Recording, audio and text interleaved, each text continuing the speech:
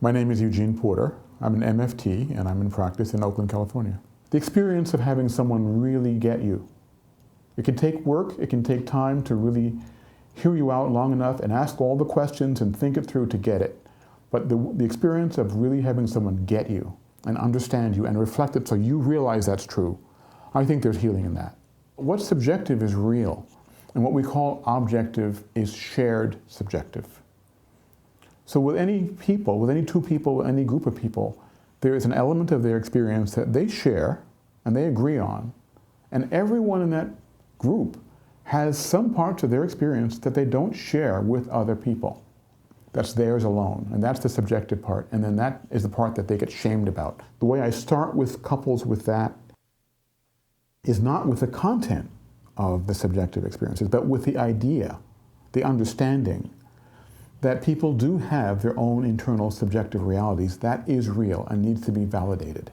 The core of trauma is powerlessness, helplessness.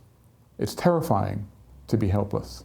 And a lot of people are stuck with anxiety and terror because they're really seared by the experience of being so helpless in a life-threatening or just very, very dangerous situation. When you work with depression, it's helpful to look at what are all the different tributaries that feed into this river of depression.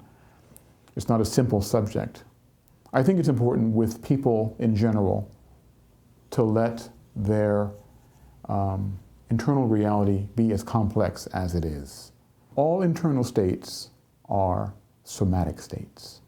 We often think in terms of what I think of as a false distinction between what is psychological and what is somatic or bodily. But the psychological lives in the body. Trauma lives in the body. Trauma is a body experience and a body process. And very often what we do is learn how to understand and treat the body, my body, in a different way. I don't know your internal experience. I have to have you tell me. I don't give you my interpretations of your experience. I help you discover them, and then you can tell me.